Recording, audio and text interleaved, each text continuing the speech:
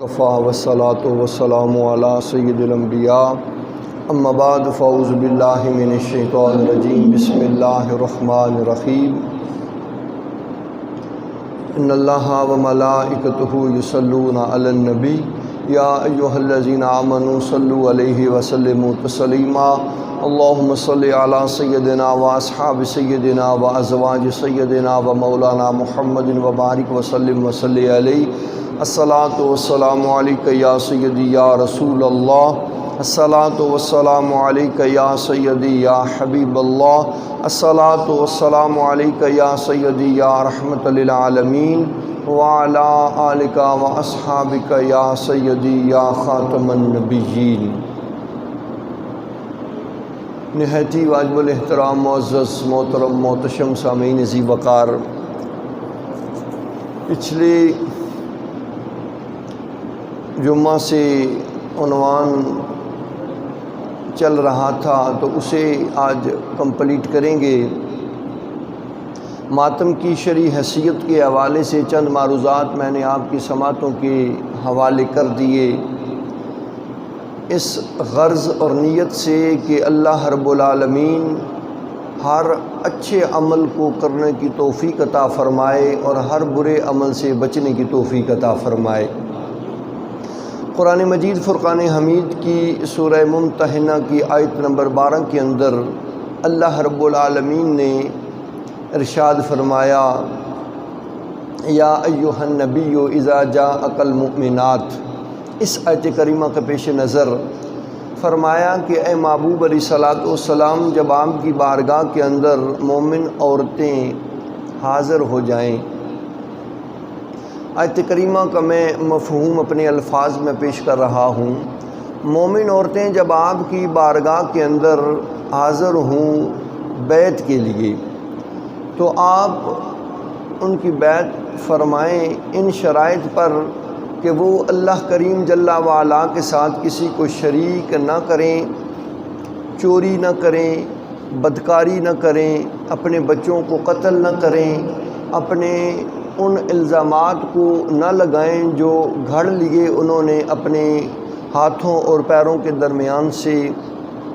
اور آپ کی نافرمانی نہ کریں۔ تو ان شرائط پر وہ آپ کی بارگاہ میں آتی ہیں تو آپ ان کی بیعت کریں اور ان کے لیے بخشش کی دعا کریں، اور اللہ تعالیٰ بہت زیادہ غفور الرحیم ہے۔ اس آیت کریمہ کے اندر ایک لفظ استعمال ہوا ہے لا یعصینک۔ اس آیت کریمہ کی اس لفظ کے تحت پھر شیعہ مفسرین نے تفسیر بیان کی۔ جو انہوں نے تفسیر بیان کی اس کو میں آپ کی خدمت میں اس حوالے سے پیش کرنا چاہوں گا، اور اس کے اندر پھر ام الحکیم بنت حارث بن عبد المطلب اور حضور علیہ الصلوۃ والسلام کے درمیان ایک مکالمہ ہوا۔ اس مکالمے کو انہوں نے پھر شیعہ مفسرین نے اس آیت کریمہ کے اس لفظ لا یعصینک کے پیش نظر بیان کیا، اور وہ کیا کہتے ہیں، ما ھذا المعروف الذی امرنا اللہ۔ وہ کہتی ہیں کہ یا رسول اللہ صلی اللہ علیہ وآلہ وسلم، اس معروف سے کیا مراد ہے جس کا اللہ رب العالمین نے ہمیں حکم عطا کیا کہ اس کے اندر ہم آپ کی نافرمانی نہ کریں۔ اللہ نعصیک فیہ، کہ اس کے اندر ہم آپ کی نافرمانی نہ کریں، آپ کی خلاف نہ جائیں۔ فقال صلی اللہ علیہ وآلہ وسلم، تو حضور علیہ الصلوۃ والسلام نے پھر ارشاد فرمایا، آپ علیہ الصلوۃ والسلام نے فرمایا وہ یہ ہے کہ مصیبت کے وقت تم کیا کرو، اللہ تحمشنا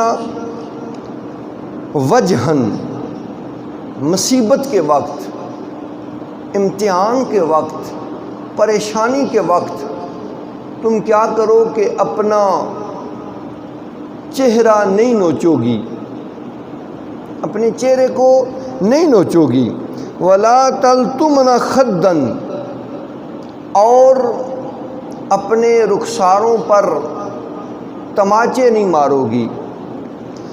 ولا تنتفن شعرا، اور اپنے بال بھی نہیں نوچو گی، اور اس کے بعد ولا تمزقنا جببا، اور اپنے گریبان کو چاک بھی نہیں کرو گی۔ معزز سامعین عزیز وقار، اور اس کے بعد فرمایا ولا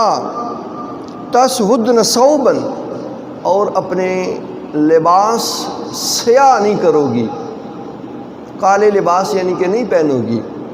اور اس کے بعد فرمایا ولا تدعون بالویل والثبور، اور زمانہ جاہلیت کی طرح جیسے پہلے ادوار میں ہوتا تھا، ہلاکت اور بربادی کے ساتھ بین نہیں کرو گی، جیسے عورتیں بین کرتی ہیں مرنے پر۔ اور اس کے بعد فرمایا ولا تقمن عند قبر، قبر پر کھڑی ہو کر نہ ہی روگی۔ اور اس کے بعد فباین رسول اللہ صلی اللہ علیہ وآلہ وسلم، آقا علیہ الصلوۃ والسلام نے ان شرائط پر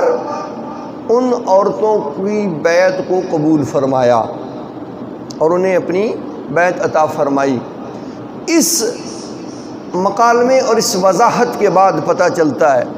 آقا کریم علیہ تحیت و تسلیم نے ان ساری قباحتوں سے منع فرمایا اور روکا ہے۔ اور یہاں پر سیاہ لباس کا بھی ذکر ہوا ہے۔ یہ فروع کافی جلد 2 تفسیر کمی اور تفسیر مجموع البیان کے حوالے سے جلد نمبر 9 اس کے حوالے سے میں نے آپ کی خدمت میں یہ بات پیش کی ہے۔ یہ شیعہ مفسرین نے اس بات کو نقل کیا ہے اپنی ان کتابوں کے اندر۔ لباس سیاہ، اس سے بھی حضور علیہ الصلوۃ والسلام نے منع فرمایا۔ تو معزز سامعین اسی وقار، ان کی اپنی ایک کتاب جو مشہور ہے تحفۃ العوام، بڑی معروف کتاب ہے، اس کے صفحہ نمبر 533 پر لکھا ہے کہ سیاہ لباس زیب تن کرنا یہ مکروہ ہے، کالا لباس نہیں پہننا چاہیے، یہ مکروہ ہے۔ اپنی کتاب کے اندر یہ لکھ رہے ہیں۔ تو معزز سامعین اسی وقار، اب اس دلیل اور بات کے بعد کسی اور دلیل کی ضرورت نہیں پڑتی، لیکن پھر بھی میں ایک امام عالی مقام کی وصیت آپ کی خدمت میں پیش کر دیتا ہوں۔ حضرت امام حسین رضی اللہ تعالی عنہ، 10 محرم الحرام کی رات ہے۔ بھئی رات، دن تو بعد میں ہوتا ہے نا، پہلے رات آتی ہے۔ آپ اپنی جو خاندان کی بیویاں ہیں ان کے خیموں میں تشریف فرما ہوئے اور آپ نے عبادت کی تلقین فرمائی کہ دل کھول کے آج عبادت کر لو، آخری رات ہے، صبح 10 محرم الحرام ہے، تو اس لیے آج کا جو وقت ہے یہ اللہ کی بارگاہ کے اندر جی کھول کے، دل کھول کے عبادت کرو۔ تو آپ نے عبادت کی تلقین فرمائی، اور اس کے بعد امام عالی مقام نے خصوصاً اپنی بہن حضرت زینب سلام اللہ علیہا کو خصوصی وصیت کی، اور آپ نے ارشاد فرمایا، اے میری بہن، تم کو خدا کا واسطہ ہے اور اس حق کا واسطہ ہے جو بھائی ہونے کے ناطے سے میرا تم پر ہے، اور قسم ہے تم کو کہ جب مجھے شہید کر دیا جائے تو پھر تم نہ تو اپنے چہرے کو نوچو گی، نہ اپنے بال نوچو گی، اور نہ اپنا گریبان چاک کرو گی۔ آپ نے اللہ کا واسطہ بھی دیا اور قسم بھی دی کہ تم ایسا نہیں کرو گی، اور اس طرح صبر کرنا کہ جس طرح حضرت سیدہ خاتون جنت فاطمہ الزہرا سلام اللہ علیہا نے اپنے والد گرامی کے وصال پر ملال پہ صبر کیا تھا، تم بیٹی ہو سیدہ خاتون جنت کی تو ان کے صبر کی طرح صبر کرنا، واویلا نہ کرنا۔ تو معزز سامعین اسی وقار امام عالی مقام انارۃ البصائر، یہ جس حوالے سے میں آپ کی خدمت میں پیش کر رہا ہوں، آپ نے قسم بھی دی، واسطہ بھی دیا اور فرمایا کہ واویلا نہ کرنا، بے صبری نہ کرنا۔ تو سامعین اسی وقار ان دو دلیلوں کے بعد یہ بات ثابت ہو جاتی ہے کہ اللہ رب العالمین اور حضور علیہ الصلوۃ والسلام کی بارگاہ کے اندر یہ عمل انتہائی ناپسندیدہ اور نازیبا عمل ہے۔ جب بھی کوئی آزمائش اور مصیبت آئے پھر بے صبری نہیں کرنی چاہیے،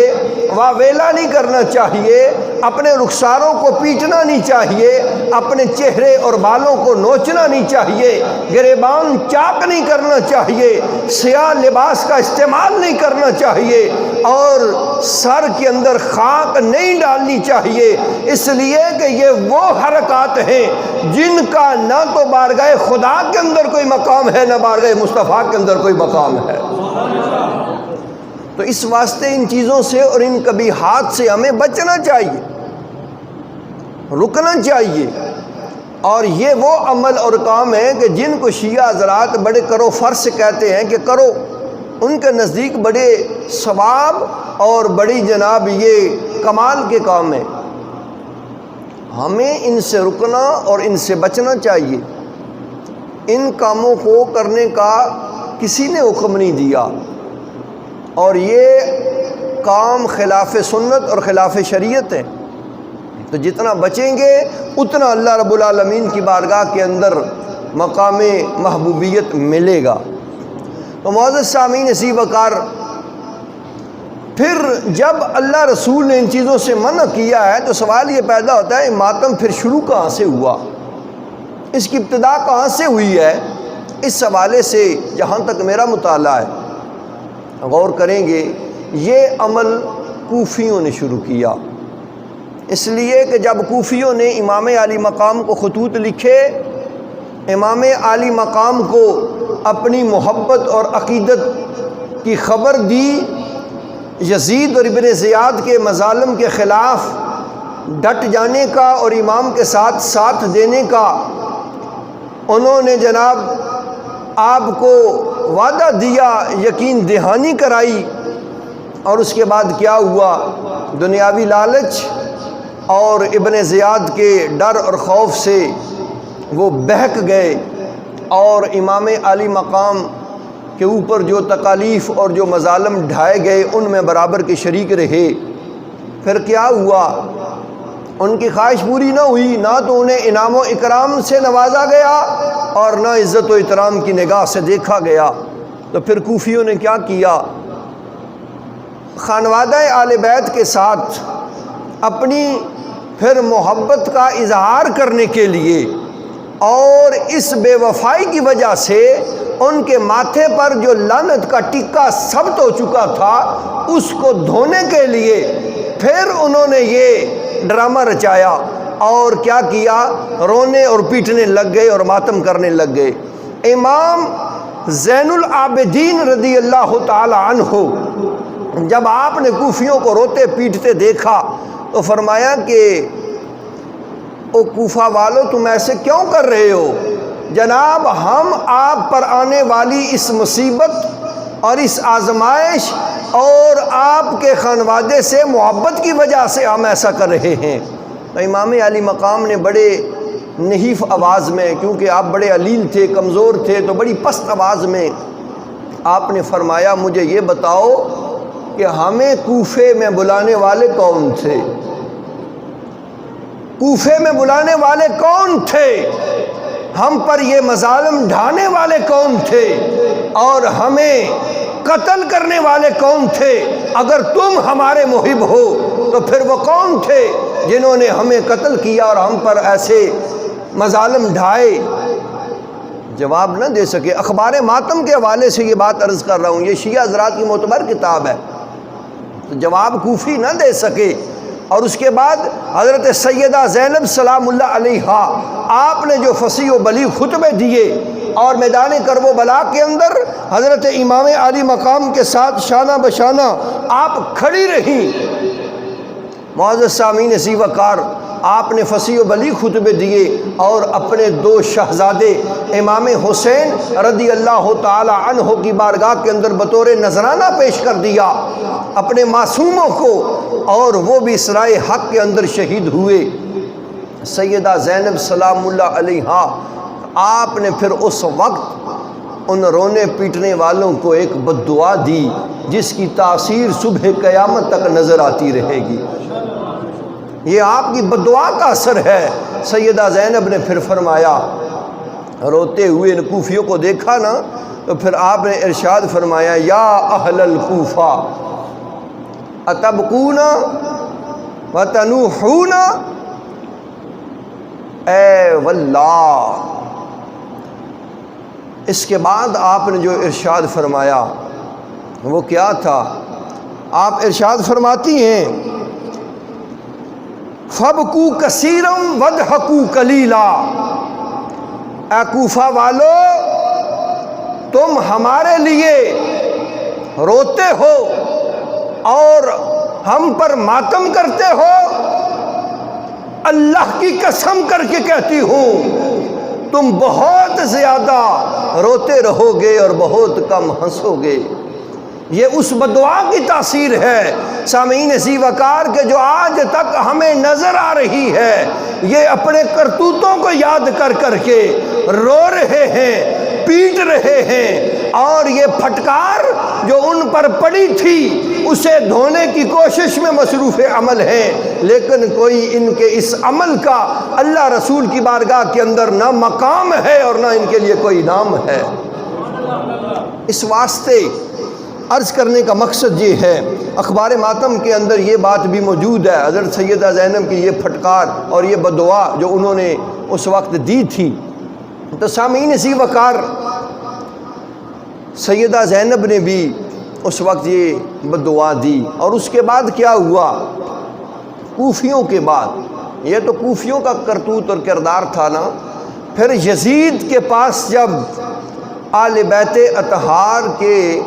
باقی ماندہ افراد بحیثیت اسیر پہنچے، تو یزید نے اپنے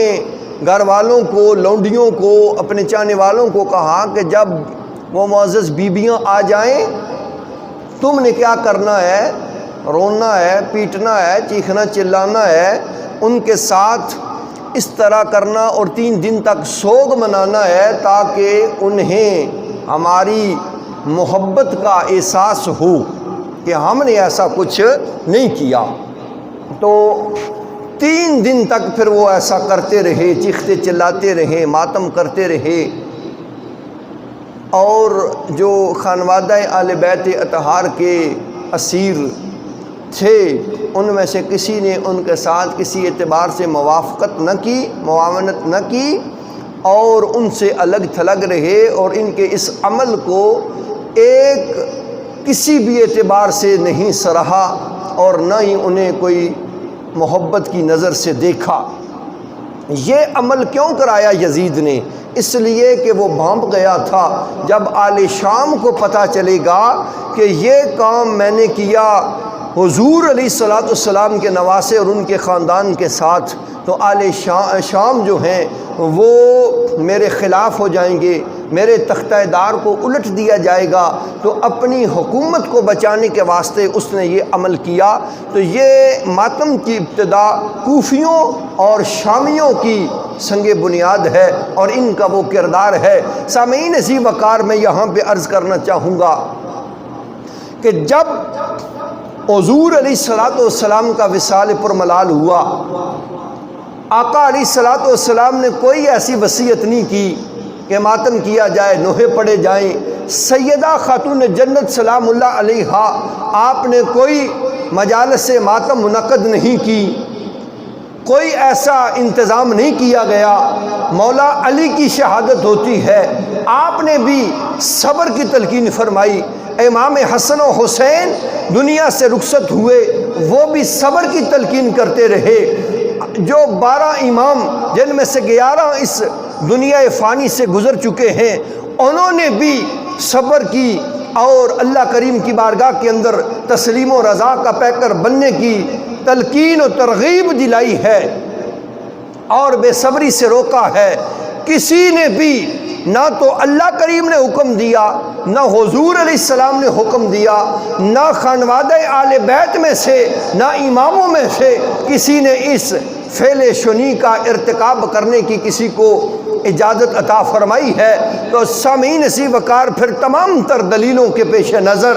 اور ان آل بیت اطہار کے اسوہ حسنہ کے پیش نظر یہ بات روز روشن کی طرح ثابت ہو جاتی ہے، جب امتحان آ جائے، مصیبت آ جائے، آزمائش آ جائے، تو اللہ کریم کی بارگاہ کے اندر ثابت قدمی اختیار کرو اور صبر کے ساتھ اللہ کریم کی بارگاہ کے اندر جبین نیاز کو خم کرو۔ اللہ کریم اس امتحان، اس مصیبت، اس آزمائش کو آسان کرتے ہوئے گوہر مراد بھی عطا فرماتا ہے، اجر عظیم بھی عطا فرماتا ہے۔ تو اس واسطے سامعین ذی وقار ان چیزوں سے، ان قباحتوں سے، ان برائیوں سے ہمیں بچنا چاہیے۔ بچنے کی تلقین کی گئی ہے، ہمیں دور رہنے کا بتایا گیا ہے، اور باقی جہاں تک تعلق ہے رونے کا تو رونے سے بات بن جاتی ہے۔ اللہ کریم کسی کے رونے کو ضائع نہیں ہونے دیتا، بشرطیہ اس کا رونا اللہ کی رضا کے واسطے ہو، صدق دل اور خلوص نیت سے ہو، پھر رونا وہ ضائع نہیں ہوتا۔ معراج کی رات جب اللہ رب العالمین نے حضرت جبریل امی کو حکم فرمایا کہ جاؤ اور جا کر میرے محبوب علیہ السلام کو لے آؤ اور اس کے لیے جنت سے ایک براق بھی لے لو، جبریل امی جب جنت کے اندر براق کا انتخاب کرنے کے لیے آئے، دیکھا سارے براق خوشباش ہیں، پرمسرت ہیں، اپنے اپنے انداز سے وہ اپنی زندگی گزار رہے ہیں۔ ایک براق کسی کونے میں کھڑا رو رہا ہے، اپنی عاجزی و انکساری کا اظہار کر رہا ہے۔ حضرت جبریل امین نے فرمایا کہ اے براق تجھے کیا آزمائش پہنچی کہ تو رو رہا ہے؟ تو اس براق نے جواب دیا، سن رکھا ہے امام الانبیاء، اللہ کی شرف ہم کلامی کا یہ شرف حاصل کرنے کے لیے آئیں گے، تو میں اس شوق، اس ذوق اور اس محبت سے اور اس انتظار سے رو رہا ہوں، کاش کہ وہ سعادت مجھے حاصل ہو جائے، کاش کہ وہ حضور کی سواری کا شرف مجھے عطا کر دیا جائے، اس لیے رو رہا ہوں۔ جبریل امین نے رب کی بارگاہ میں عرض کیا، مولا اس طرح ایک براق رو رہا ہے اور حضور کی محبت کا والہانہ اظہار کر رہا ہے، تو اللہ کریم نے فرمایا جبریل پھر رب تو کسی کے رونے کو ضائع نہیں ہونے دیتا، بھلے جانوری کیوں نہ ہو، جب وہ میرے محبوب کی محبت میں رو رہا ہے تو پھر جاؤ یہ سعادت ہم نے اسی کو عطا فرما دی ہے۔ وہ براق منتخب ہوا تو سامعین سی وقار جانور روئے، اللہ اس کی محبت کو ضائع نہیں کرتا۔ اشرف المخلوقات جب انسان محبت خدا اور محبت مصطفیٰ میں روئے تو اس کا رونا بھی بیکار نہیں جاتا۔ شرط یہ ہے کہ اس رونے کو اس انداز میں رویا جائے جو اللہ رسول نے ہمیں عطا فرمایا ہے، اور وہ انداز کیا ہے؟ آقا علیہ السلام نے فرمایا رونا جائز ہے، رونے کے اوپر کوئی سامعین سی وقار مذائقہ نہیں ہے، کوئی گرفت نہیں ہے، لیکن جو رونا بغیر آواز کے ہو اس پر رونا جائز ہے، درست ہے، رونا چاہیے۔ رونے سے دل کو تسکین ہوتی ہے، بندے کا دکھ اور غم جو ہے وہ ہلکا ہو جاتا ہے، لیکن بغیر آواز کے، آواز نہ نکالی جائے، چیخ پکار نہ کی جائے، اس رونے کی اجازت ہے۔ اور حضور علیہ السلام خود بھی روئے ہیں کہ جب آپ کے لخت جگر حضرت ابراہیم علیہ السلام آپ کا وصال ہوتا ہے عالم بچپن کے اندر، آقا علیہ السلام کی آنکھوں سے بے ساختہ آنسو جاری ہوئے، حضور علیہ السلام نے فرمایا ہمارا دل غمگین ہے، آنکھیں رو رہی ہیں، پر زبان سے ایسا کوئی لفظ نہیں نکالیں گے کہ جو اللہ رب العالمین کی ناراضگی اور اس کے غضب کا سبب بن جائے۔ پھر حضور علیہ الصلوۃ والسلام کو صحابہ کرام نے دیکھا تو ایک صحابی لب گشا ہوئے، حضور آپ بھی رو رہے ہیں؟ آقا علیہ الصلوۃ والسلام نے فرمایا یہ رونا شفقت اور محبت کی وجہ سے ہے، اس پیار کی وجہ سے ہے جو ایک باپ کو اپنی اولاد سے ہوتا ہے۔ لیکن فرمایا میرے غلاموں یہ دل پریشان ضرور ہے، یہ آنکھیں رو رہی ہیں لیکن زبان پہ کوئی شکوہ اور شکایت نہیں ہے، تو یہ ہمیں درس عطا کر دیا گیا اور آقا نے ہمیں یہ اپنے اسوہ حسنہ سے عطا فرمایا ہے کہ میرے غلاموں جب کڑا وقت آ جائے، کوئی امتحان آ جائے، رونا پڑ جائے تو رو لیا کرو، لیکن وہ رونا تعلیمات قرآن اور تعلیمات اسلام کے مطابق ہو تو تمہارا وہ رونا بیکار نہ جائے گا، اللہ اس پہ بھی تمہیں اجر عطا فرمائے گا۔ تو اس واسطے امام الانبیاء کے غلاموں، کوئی مذہب اور کوئی مسلک یہ اجازت نہیں دیتا اس طرح اپنے آپ کو اذیت میں مبتلا کرنے کی، جس طرح یہ گلیوں چوکوں اور بازاروں میں اپنے آپ کو ذلیل کرتے ہیں، اپنے آپ کو تکلیف پہنچانے کی، خلق خدا کی نظروں میں رسوا کرنے کی نہ ہوش ہے، نہ کوئی مت ہے، کپڑے بھی اترے ہوئے ہیں اور جناب ایک شلوار پہن کے گلی گلی کوچے کوچے پھرنا اور اپنے آپ کو مارنا زنجیروں کے ساتھ اور تھپڑوں کے ساتھ، یہ کیا ہے؟ کوئی مسلک، کوئی مذہب، کوئی عقیدہ اس بات کی اجازت نہیں دیتا، فقط یہ مسلک اہل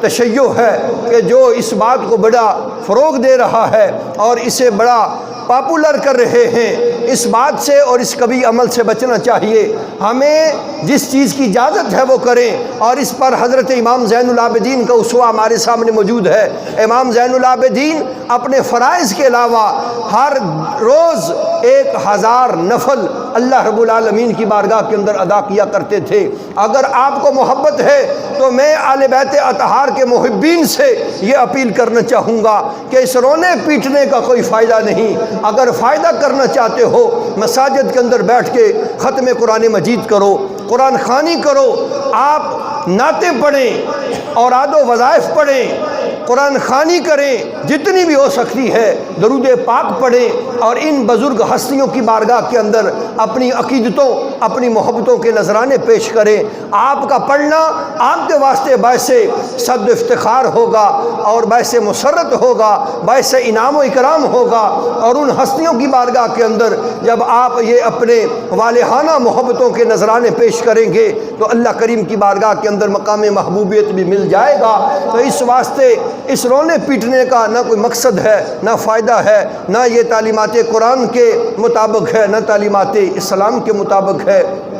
جتنا مجھ سے بن پڑا آپ کی خدمت میں اس عقیدت اور اس نظریے کے پیش نظر پیش کیا ہے کہ شاید کوئی اس کبھی عمل سے رکے اور بچے اور سیدھی راہ پہ مستقیم ہو جائے تو سامعین ذی وقار اس کی بخشش کے ساتھ ساتھ میری بخشش کا بھی سبب بن جائے گا، باقی کوئی مقصد نہیں تھا۔ تو اچھائی کو اور برائی کو آپ کے سامنے رکھنا اور اس کے فرق کو بیان کرنا یہ ایک عالم کی ذمہ داری ہوتی ہے۔ اس